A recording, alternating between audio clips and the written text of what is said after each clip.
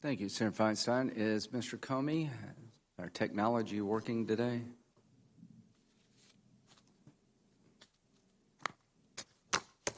Mr. Comey, can you put him up on the screen?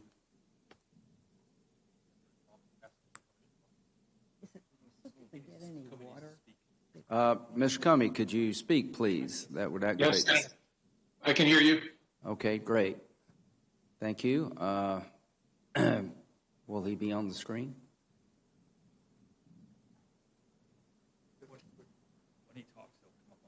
Okay, can you count to 10 for us, please? Sure. 1, 2, 3, 4, 5, 6, 7, 8, 9, 10. Well, you did your part. There we go. 11 must have been the magic number. Thank you very much for being with us. Could you raise your right hand, please? Do you solemnly swear that testimony you're about to give this committee is the truth, the whole truth, and nothing but the truth, so help you God? I do. Thank you. You'd like to make an opening statement? You may, if you'd like. I have no opening statement. I'm ready for your questions. Well, one, thank you very much, and I'll take a little more than 5 minutes here, but we'll try to plow through it. Mr. Comey, on a scale of 1 to 10, with 10 being the top of the line, great, how would you rate the Crossfire Hurricane investigation in terms of being done thoroughly, by the book, an investigation the FBI should be proud of? I'm not sure I can apply a number scale, but I would say in the main it was done by the book, it was appropriate, and it was essential that it be done. Okay. So you're proud of it? Overall, I'm proud of the work. There are parts of it that are concerning, which I'm sure we'll talk about, but overall, I'm proud of the work. Okay. Sounds good. Okay. When did you first learn of the existence of the Steele dossier? Sometime towards the end of September of 2016.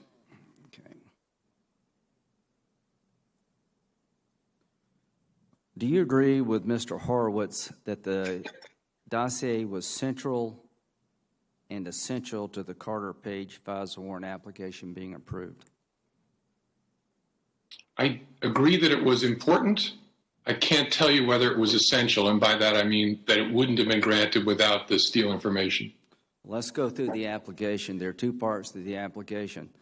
Was there an effort to get a warrant approved without using the dossier? Yes, my understanding is in the summer they asked DOJ whether they would support moving forward on a warrant application. And they said no, right? Correct. That's my understanding from the Horowitz report. Then you add the dossier, all of a sudden they say yes to the warrant application. Is that a fair statement? I think it's fair to say that DOJ decided to move forward after the Steele information was part of it. Yes, so I would say that it was central and essential based on that. Now, here's what I'd like to ask. The contacts between Mr. Page and alleged Russian operatives are one part of the application. Is that correct? That's my recollection. Okay. Did Mr. Page deny knowing people that you accused him of having contact with? I don't remember. I think the Horowitz report says that in the fall of 2016, speaking to an FBI source, he denied knowing certain people, but that's about all I recall. Well, here's the facts. He denied knowing these people, and the FBI has yet to find any evidence that he was lying. The people that he did have contact with, did he tell the FBI that he was working for the CIA, and that's why he had contacts with these people? I don't remember that. Do you now agree that the CIA confirmed that Mr. Page was in fact helping them? I know from the Horowitz report that the CIA confirmed he was what they call a contact. So the FBI in August of 2016 had information from the CIA informing the FBI that in fact Mr. Page was a resource. Did you not know that? I did not know of the nature of his relationship with the CIA. What I'm telling you is what I read in the Horowitz report. Do you think it would have been fair for the FBI to tell the court that Mr. Page had a reason to be talking to these people because he was working with the CIA? Would that have been a fair thing to tell the court? I don't agree with your characterization of what Mr. Horowitz found. So No, I'm talking about you as a director. The FBI has in its possession in August 2016 information from the CIA confirming what Mr. Page said, that he in fact was assisting the CIA, which explained the contacts. That was never given to the court. Should they have been informed of that? Because that's exculpatory to Mr. Page. I believe Mr. Horowitz found that they should have at least considered informing the court. You're the director of the FBI, would you wish that had been done if you had known about it? I'm sorry, Senator, that what had been done? That you had informed the court that Mr. Page was in fact working with the CIA, and that explains these contacts. Do you think, out of a sense of fairness, the court should have been informed of that fact? Again, I don't agree with your preamble. I don't think the record established that he was working with the CIA. I think Horowitz found he was a contact, which means we've got the email from the CIA confirming that he was a source for the CIA. Are you aware of the fact that that email later on was doctored? Again, I don't accept what you said. I don't think the record establishes he was a source for the CIA. I am aware from the Harvard Why is report. Mr. Kleinsmith facing criminal indictment? I only know what I've read in the public record, that he was accused of You're changing. the director of the FBI. You didn't know that your own agency had information from the CIA verifying what Mr. Page told you, that these contacts had a basis, in fact, because he was working with the CIA. Did you know that Mr. Kleinsmith doctored the email for it to read that there was no association between Page and the CIA, that he changed there was to there was not? How do you feel about that? I know nothing about Mr. Kleinsmith other than what I've read in the public record. Well, how do you feel in general about an FBI lawyer doctoring information exculpatory to somebody being surveilled? Any false statement in the course of an investigation is deeply But you didn't know anything about that, okay? In October, when the warrant was submitted, the application was submitted, what effort had been made to verify the dossier in October? I don't know specifically. I know the Counterintelligence Division was working to see how much of it they could rule in and rule out. How much time did they spend ruling in and ruling out regarding the dossier in October? I do not. You don't know? I don't. You signed the application. Whose job is it to make sure the facts are right when you present them to the FISA court? Well, the most basic level, the affiant, whoever is signing the affidavit. Did you sign the affidavit? No, I signed a certification, which is required of the FBI director. Okay. Does the FBI director have any responsibility to make sure the facts are right when they're given to the court? Not in connection with the certification, but in general, the FBI director is responsible for everything that's being done underneath the FBI director. What we're trying to find is who provided the application to the FISA court, and why was it so flawed? Can you give me a group of people we can look at to hold accountable for misleading the court? Who should we be looking at? To understand the process in general, and in this case, you would start with the Horowitz report, where he recounts all the many people involved in the review, production, and delivery to the court of this application. But you don't know, as the director of the FBI, who actually prepared the application. Is that correct? I do not. Okay. All right. So in October, it's clear, Mr. Comey, there was no effort to verify the dossier before it was given to the court. Do you agree with that? I don't know the answer. Well, that's the answer. In January of 2017, the warrant application was renewed. Did you sign that? I signed a certification in connection with, I think, two renewals, one in January and one 3 months later. Are you aware of the fact between October and January, the FBI had found that the Russian subsource was on the payroll of Mr. Steele was suspected of being a Russian spy by the FBI all the way back to 2009? I don't remember learning anything additional about Steele's sources between How can it be, Mr. Director, that the FBI finds in its file that the man that prepared the dossier for Steele was suspected of being a threat to national security, and it doesn't make it up to you? I don't know. I could speculate, but I don't know. I haven't Well, spoken to the I don't people. want you to speculate. We'll try to figure this all out ourselves. Do you know who Christopher Steele was? When did you find out who he was? When the Steele dossier was briefed to me sometime, like I said, I think late September. Were you ever told that he hated Trump and he wanted him to lose, and he very much down on Donald Trump as a person? Not that I recall, no. You don't remember Bruce Orr briefing the team about Steele's biases, that you have to really watch this guy? I don't remember Bruce Orr ever briefing me. Do you remember friendly foreign governments putting us on notice that he tends to exaggerate? He goes off on crusades. Did that make it to you? I don't recall that. Okay, thank you. All right, so should the court have been informed in a perfect world that the primary subsource was a suspected Russian spy? At a minimum, the team of the FBI and Justice should have discussed whether to inform the court about that. Were you aware that in December 2016, the CIA tells the FBI they characterized the dossier as internet rumor? I don't recall being informed of that.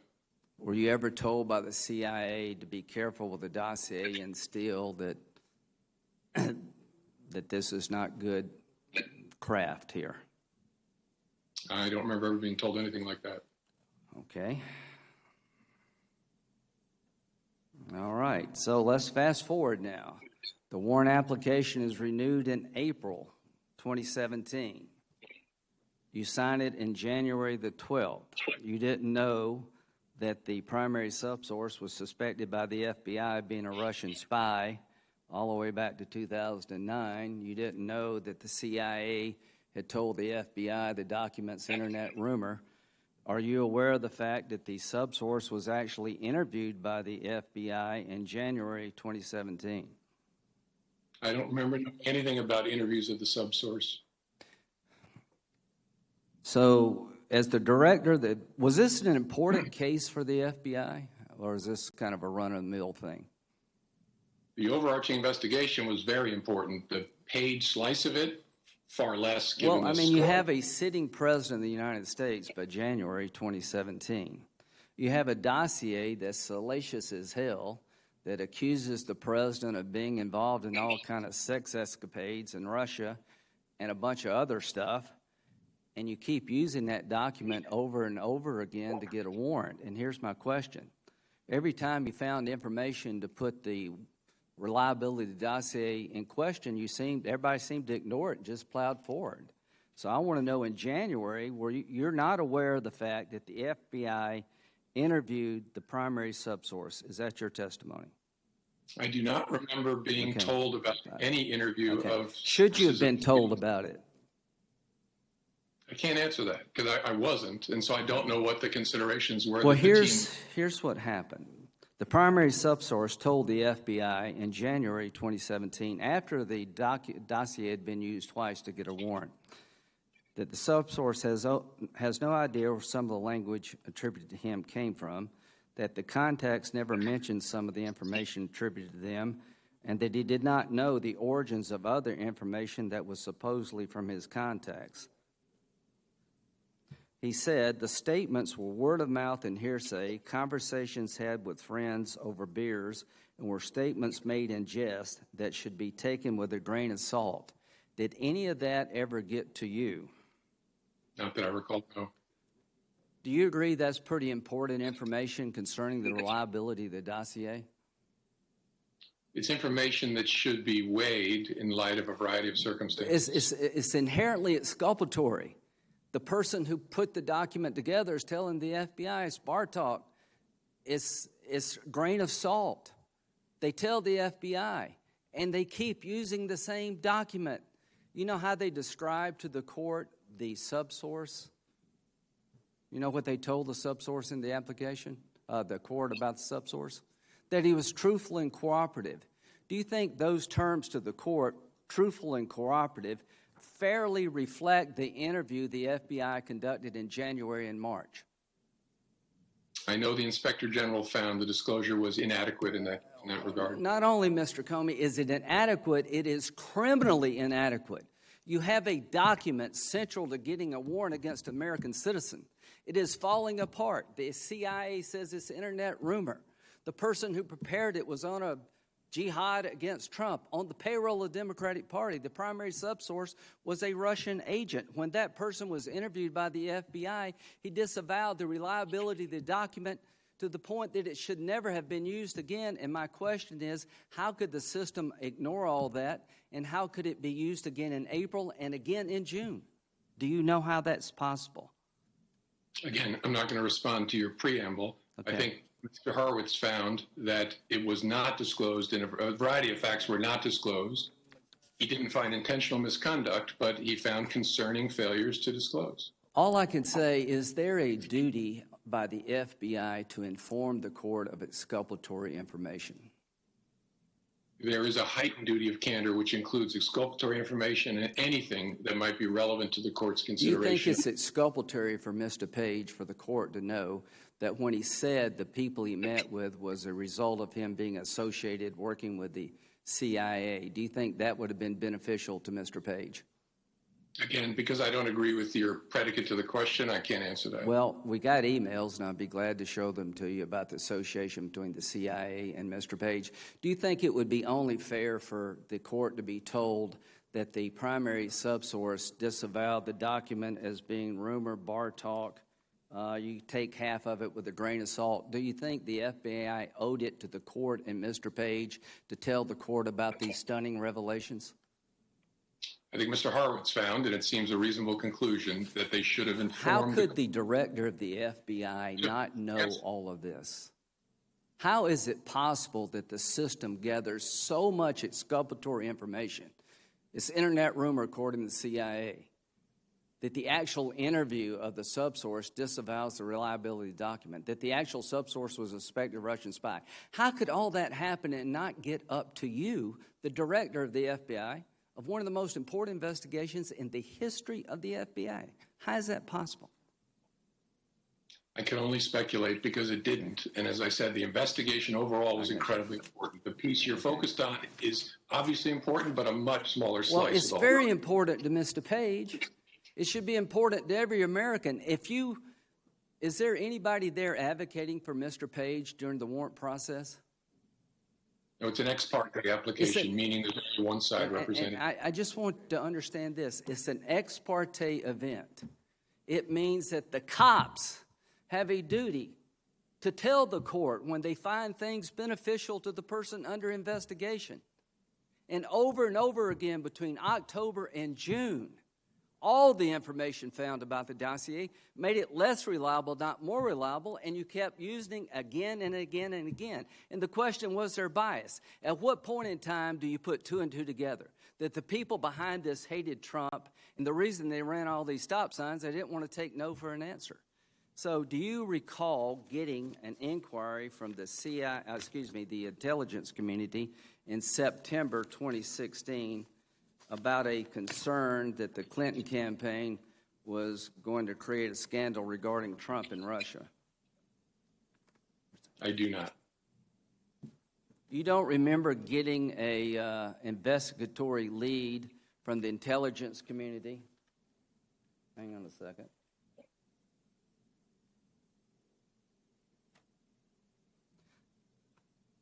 Let me find my document here.